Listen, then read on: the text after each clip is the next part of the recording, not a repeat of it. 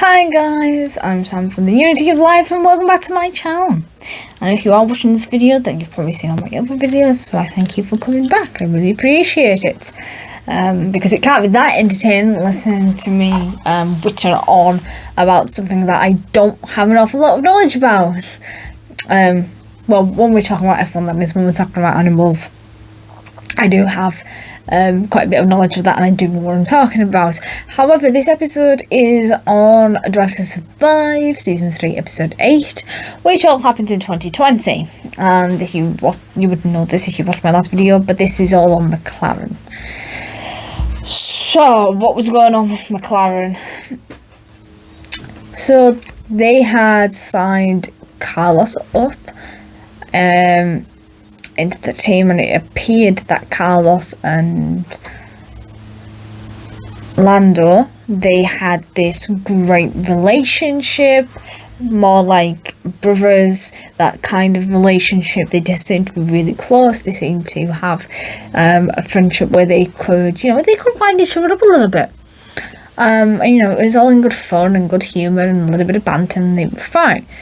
However, Carlos decided to move to Ferrari for 2021, which we know that did happen. Instead, as you know, because he started off with Reynolds, and they signed up Daniel Ricciardo, and so Carlos decided to go from McLaren up to Ferrari. I think I'm talking about this right. I don't know. I might not be. I think that's right. So they seem to have this really great relationship. So teams don't tell their drivers everything apparently, which is a little bit sticky of them. Because, it is teamwork, isn't it? And you would think that they would inform the drivers of everything, but no, it only seems to be that they tell the drivers what they want the drivers to know, nothing sort of more.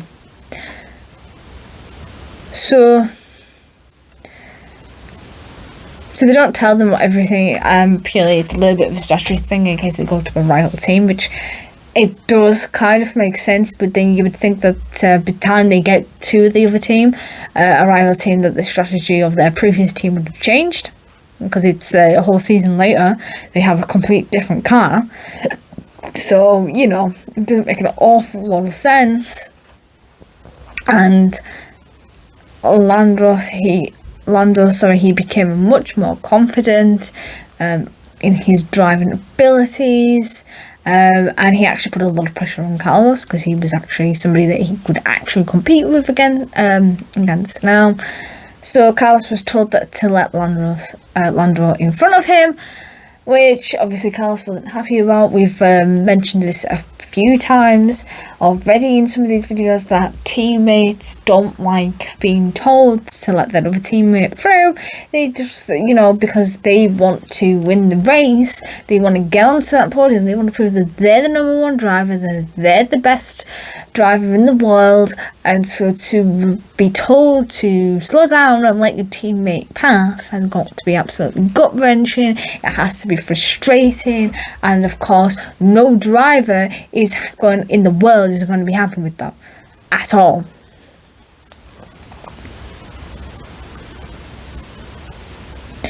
So it was clear that in the 2019, Landros was the one to let Carlos pass.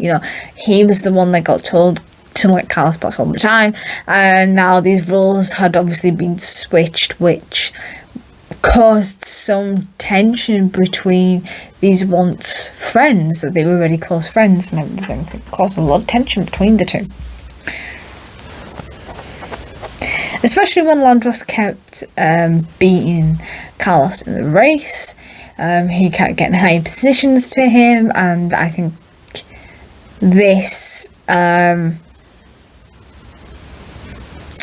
this was what ultimately made Carlos take the decision to move to Ferrari. And Carlos wanted this podium in Monza.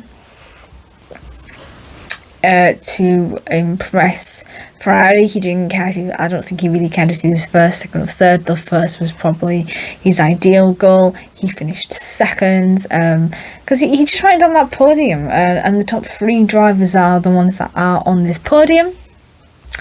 And so, yeah, I mean, that's at the end of the day is all any driver or any team is wanting for their drivers. They want you to have that potential to be up on that podium, because like I said, not only do the drivers get individual points that go towards the World Championship, the teams get points as well for their drivers that get onto the podium. Well, the drivers that finish from 1st to 10th, they get points ranging from obviously 1 to 25.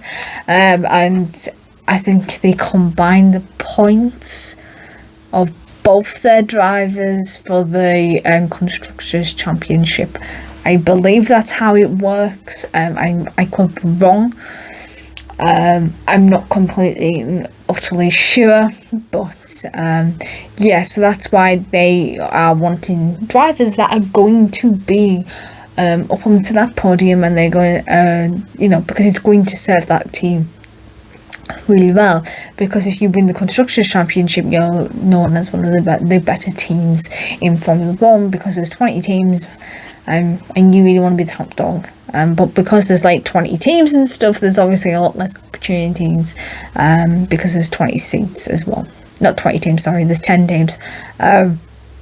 And there's 20 drivers, there's only 20 seats, and obviously that's quite detrimental to anybody who is thinking of creating a career into that particular sport.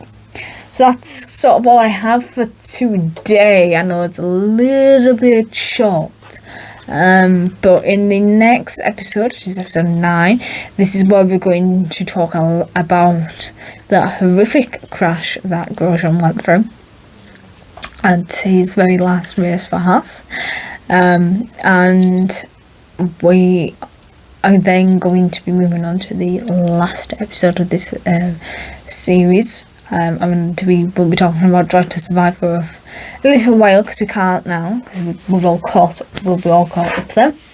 So if you liked any of the content that I've been putting out there, and you still haven't subscribed, do not worry, because now is your chance.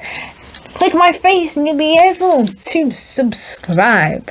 And you click that notification bell, you're going to be notified every Wednesday and every Saturday when I upload a video. And if you like the content that I have been doing, if you click down here, and there'll be a playlist that'll take you for you to explore all the Formula 1 content that I have been producing.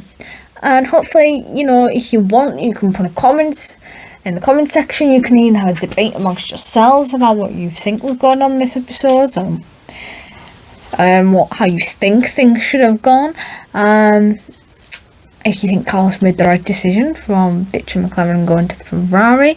And I will see you in the next video. And also, do not forget to share with all your friends. And I will see you in the next one. Bye.